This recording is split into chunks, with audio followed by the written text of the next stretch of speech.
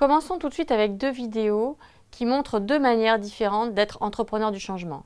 Avec André Dupont, dirigeant de Vitamine T, et Nicolas Cordier, directeur du social business de Leroy Merlin. On ne vous en dit pas plus, écoutez-les. L'entrepreneuriat social connaît un développement très significatif en France depuis quelques années. C'est une vraie promesse d'avenir parce que l'entrepreneur social, il se situe entre le toute intervention de l'État et des collectivités, donc des services publics qui aujourd'hui sont très contraints par la ressource budgétaire, et entre le secteur marchand qui ne peut pas à lui seul répondre à tous les besoins, notamment sociaux, qui sont très prégnants dans notre société. Nous connaissons un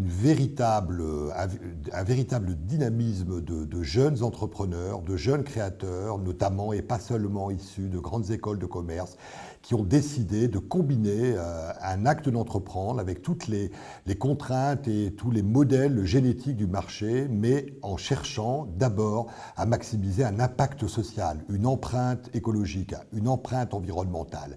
Ce qui ne veut pas nécessairement dire que les modèles économiques ne doivent pas d'abord être performants si on veut être socialement efficace.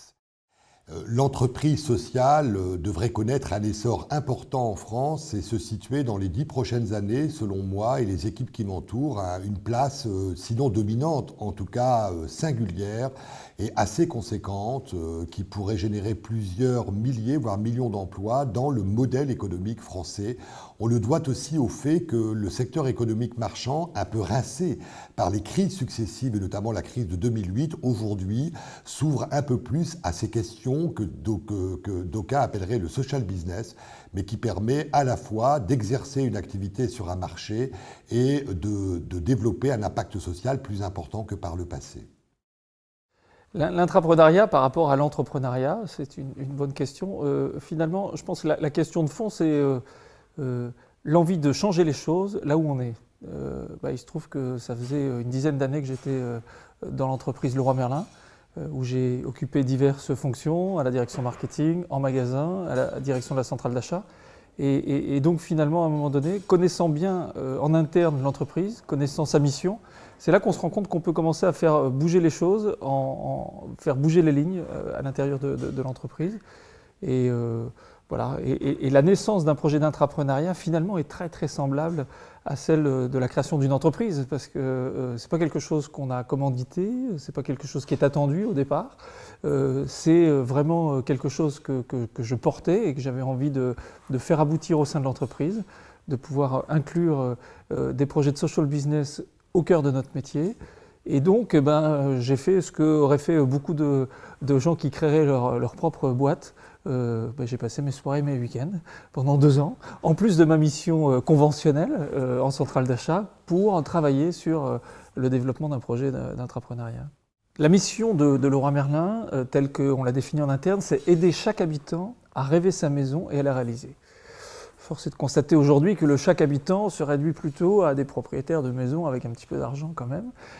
Et en même temps, c'est une mission qui peut être un driver au quotidien de nos activités. C'est le pari que j'ai fait avec d'autres au démarrage pour dire mais finalement, est-ce qu'il n'y a pas une manière de réaffirmer notre mission d'entreprise dans une version ou une vision qui soit plus ambitieuse peut-être, mais en tout cas plus enthousiasmante, et donc de pouvoir intégrer des habitants non clients aujourd'hui de nos magasins au cœur de notre métier, de trouver donc des solutions à des situations de précarité au niveau du logement.